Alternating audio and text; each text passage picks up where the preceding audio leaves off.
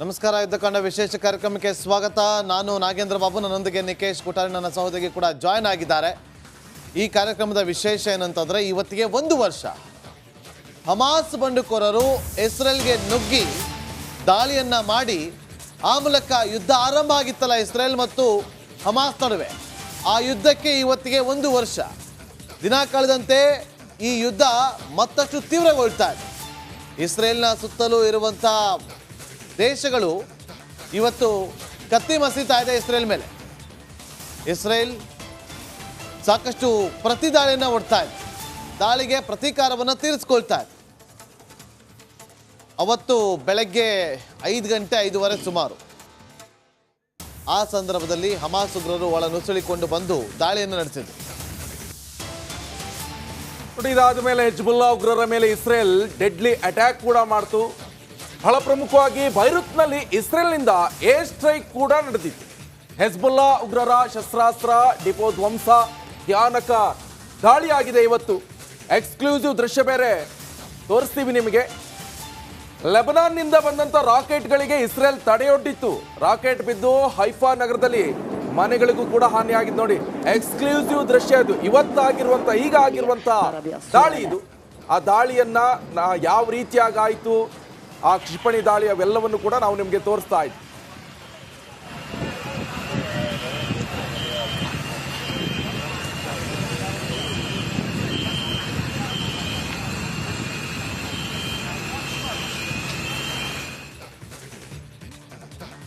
ನೋಡಿ, ಅವತ್ತು ಅಂದರೆ ಇವತ್ತಿಗೆ 1 ವರ್ಷದ ಹಿಂದೆ ಇಸ್ರೇಲ್ನ ಇತಿಹಾಸದಲ್ಲಿ ಅತ್ಯಂತ ಭೀಕರ ಭಯಾನಕ ದಾಳಿಯಾಗಿತ್ತು. ಯಾರು ಕೂಡ ಊಹೆ ಮಾಡೋದಕ್ಕೆ ಸಾಧ್ಯವಾಗದಂತೆ ಹಮಾಸ್ ಬಂಡುಕೋರರು ಬೇರೆ ಬೇರೆ ಉಗ್ರ ಸಂಘಟನೆಗಳ ಸಪೋರ್ಟನ್ನು ಪಡೆದುಕೊಂಡು ಇಸ್ರೇಲ್ ಮೇಲೆ ದಾಳಿಯನ್ನು ಮಾಡಿತ್ತು. ಹಾಗಾದರೆ 1 ವರ್ಷದ ಹಿಂದೆ ಏನೆಲ್ಲ ಆಗಿತ್ತು, ಇಲ್ಲಿದೆ ನಿಮ್ಮ ಮುಂದೆ ಕಂಪ್ಲೀಟ್ ಡೀಟೇಲ್ಸ್.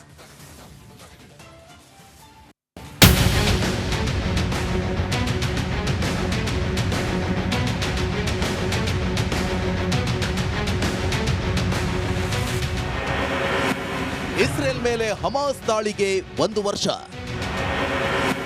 ಗಾಜಾ ಪಟ್ಟಿಯಲ್ಲಿ ಯಹೂದಿಗಳ ರಣಾರ್ಭಟ. ಅಕ್ಟೋಬರ್ 7ರಂದು ಇಸ್ರೇಲ್ ಪಾಲಿಗೆ ಅತ್ಯಂತ ಕರಾಳ ದಿನ. ಇಡೀ ಜಗತ್ತನ್ನೇ ಬೆಚ್ಚಿ ಬೀಳಿಸಿದ ಭಯೋತ್ಪಾದಕ ಕೃತ್ಯದ ದಿನ. ಇಸ್ರೇಲ್ನ ನೆಲದಲ್ಲಿ ಪ್ಯಾಲೆಸ್ತೀನ್ ಹಮಾಸ್ ಉಗ್ರರು ಅಂದು ಅಟ್ಟಹಾಸ ಮೆರೆದಿದ್ರು. ಮ್ಯೂಸಿಕ್ ಪಾರ್ಟಿಯೊಂದನ್ನ ಗುರಿಯಾಗಿಸಿ ಪ್ಯಾರಾಚೂಟ್ನಲ್ಲಿ ಬಂದು ಇಳಿದು ದಾಳಿ ಮಾಡಿದ್ರು. 106 ಮಂದಿಯ ಮಾರಣಹೋಮ ಮಾಡಿದ್ದಾರೆ.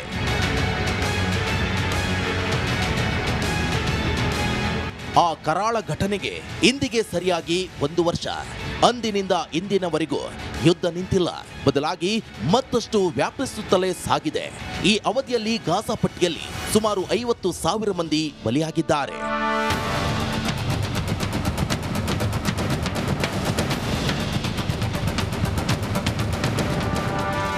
ಹಮಾಸ್ ನಡೆಸಿದ ಭಯೋತ್ಪಾದಕ ದಾಳಿಯಿಂದ ಇಸ್ರೇಲ್ ತತ್ತರಿಸಿತ್ತು. ಪ್ರತೀಕಾರಕ್ಕಾಗಿ ಹಮಾಸ್ ಮೇಲೆ ಇಸ್ರೇಲ್ ಯುದ್ಧ ಸಾರಿತ್ತು.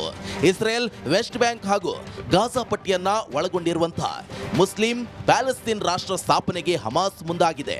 ಆದರೆ ವಿವಾದಿತ ಗಾಜಾ ಪಟ್ಟಿ ತನ್ನದು ಅಂತ ಇಸ್ರೇಲ್ ಮೊದಲಿನಿಂದಲೂ ಹೇಳುತ್ತಲೇ ಬಂದಿದೆ. ಆದರೆ ಪ್ಯಾಲೆಸ್ತೀನ್ ತನ್ನದು ಅಂತ ಹೇಳ್ತಿರೋದೇ ಜಟಾಪಟಿಗೆ ಕಾರಣವಾಗಿದೆ. ಇಸ್ರೇಲ್ ಪ್ಯಾಲೆಸ್ತೀನ್ ಸಂಘರ್ಷದ ಮೂಲವೇನು?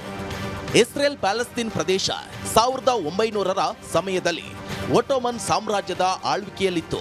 ಮೊದಲನೆಯ ಮಹಾಯುದ್ಧದ ನಂತರ ಈ ಸಾಮ್ರಾಜ್ಯವು ಪತನ ಹೊಂದಿ ಆ ಪ್ರದೇಶವನ್ನ ಬ್ರಿಟನ್ ತನ್ನ ಹಿಡಿತಕ್ಕೆ ತೆಗೆದುಕೊಂಡಿತ್ತು. ಆಗ ಅಲ್ಲಿ ಮುಸ್ಲಿಮರು ಬಹುಸಂಖ್ಯಾತರಾಗಿದ್ದು, ಇದರ ಜನಾಂಗೀಯ ಗುಂಪುಗಳೊಂದಿಗೆ ಯಹೂದಿಗಳು ಅಲ್ಪಸಂಖ್ಯಾತರಾಗಿದ್ರು. ಆದರೆ ಯಹೂದಿಗಳು ಪ್ಯಾಲೆಸ್ತೀನ್ನ ಆಯಕಟ್ಟಿನ ಜಾಗಗಳಿಗೆ ವಲಸೆ ಹೋಗಲು ಶುರು ಮಾಡಿದಾಗ ಉದ್ವಿಗ್ನತೆ ಶುರುವಾಯಿತು. 1917ರಲ್ಲಿ ಬ್ರಿಟನ್ನ ವಿದೇಶಾಂಗ ಕಾರ್ಯದರ್ಶಿ ಆರ್ಥರ್ ಬಾಲ್ಫೋರ್ ಪ್ರಮುಖ ಯಹೂದಿ ವ್ಯಕ್ತಿ ಬ್ಯಾರನ್ ಲಿಯೋನೆಲ್ ವಾಲ್ಟರ್ ರಾಸಲ್ ಚೈಲ್ಡ್ಗೆ ಪತ್ರವನ್ನ ಬರೆದ್ರು. ಪ್ಯಾಲೆಸ್ಟೀನ್ನಲ್ಲಿ ಯಹೂದಿ ತಾಯ್ನಾಡಿನ ಸ್ಥಾಪನೆಗೆ ತಮ್ಮ ಬೆಂಬಲವನ್ನ ವ್ಯಕ್ತಪಡಿಸಿದ್ರು. ಈ ಪತ್ರವನ್ನ ಬಾಲ್ಚೋರ್ ಘೋಷಣೆ ಅಂತ ಕರೆಯಲಾಯಿತು. ಈ ಘೋಷಣೆಯನ್ನ ಪ್ಯಾಲೆಸ್ತೀನ್ಗಾಗಿ ಬ್ರಿಟಿಷ್ ಆದೇಶದಲ್ಲಿಯೂ ಸೇರಿಸಲಾಗಿತ್ತು. 1922ರಲ್ಲಿ ಲೀಗ್ ಆಫ್ ನೇಷನ್ಸ್ ಕೂಡ ಇದನ್ನ ಅನುಮೋದಿಸಿತ್ತು.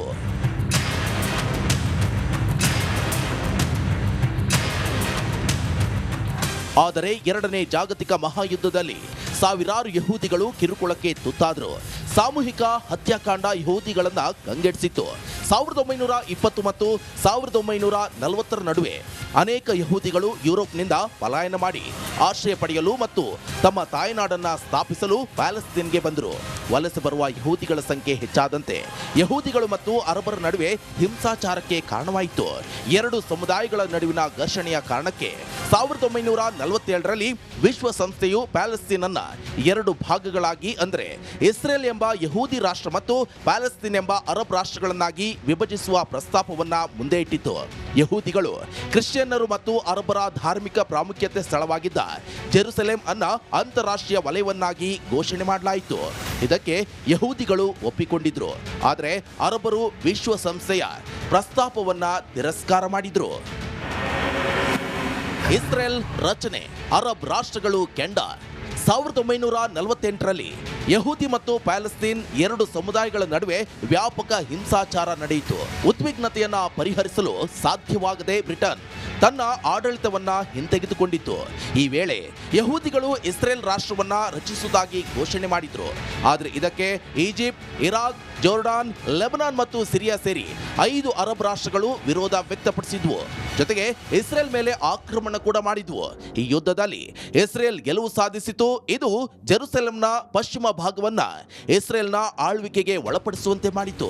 ಜೊತೆಗೆ ಪ್ಯಾಲೆಸ್ತೇನ್ನ ಬಹುತೇಕ ಭಾಗವನ್ನ ಇಸ್ರೇಲ್ ವಶಕ್ಕೆ ಪಡೆಯಿತು. ಇದರಿಂದಾಗಿ ಅನೇಕ ಪ್ಯಾಲೆಸ್ತೇನ್ಗಳು ನಿರಾಶ್ರಿತರಾದರು.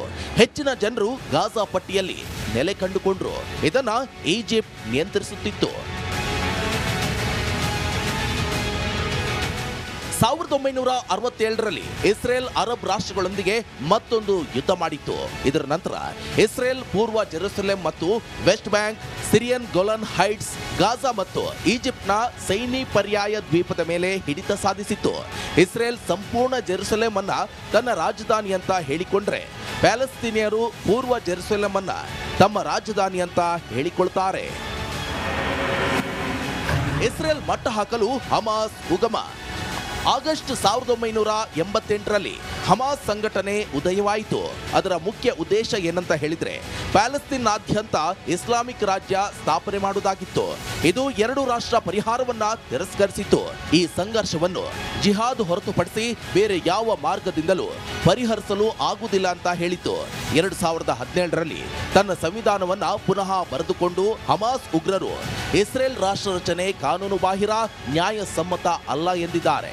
ಇಸ್ರೇಲ್ ವೆಸ್ಟ್ ಬ್ಯಾಂಕ್ ಹಾಗೂ ಗಾಜಾ ಪಟ್ಟಿಯನ್ನ ಒಳಗೊಂಡಿರುವಂತಹ ಮುಸ್ಲಿಂ ಪ್ಯಾಲೆಸ್ತೇನ್ ರಾಷ್ಟ್ರ ಸ್ಥಾಪನೆಗೆ ಮುಂದಾಗಿದ್ದಾರೆ. ಅವಕಾಶ ಸಿಕ್ಕಾಗಲೆಲ್ಲ ಇಸ್ರೇಲ್ ಮೇಲೆ ಹಮಾಸ್ ಉಗ್ರರು ಮುಗಿಬೀಳುತ್ತಿದ್ರು. ಇದೇ ಕಾರಣಕ್ಕೆ ಇಸ್ರೇಲ್ ಪ್ಯಾಲೆಸ್ತೇನ್ ವಿರುದ್ಧ ಯುದ್ಧವನ್ನ ಘೋಷಣೆ ಮಾಡಿತ್ತು. Pavan K Lakshmikanth, Republic Kannada. ನೋಡಿ, ಇಸ್ರೇಲ್ ಹಾಗೆ ಇರಾನ್ ವಾರ್ ನಡೀತಾ ಇದ್ರೆ ಭಾರತಕ್ಕೆ ಧರ್ಮ ಸಂಕಟ ಶುರುವಾಗಿದೆ. ಭಾರತ ಯಾವುದೇ ರಾಷ್ಟ್ರಕ್ಕೂ ಕೂಡ ಈಗ ಸಪೋರ್ಟ್ ಮಾಡಕ್ ಹೋದ್ರೆ ಒಂದು ರಾಷ್ಟ್ರ ಮುನಿಸ್ಕೊಳ್ಳುತ್ತೆ. ಇದಕ್ಕೆ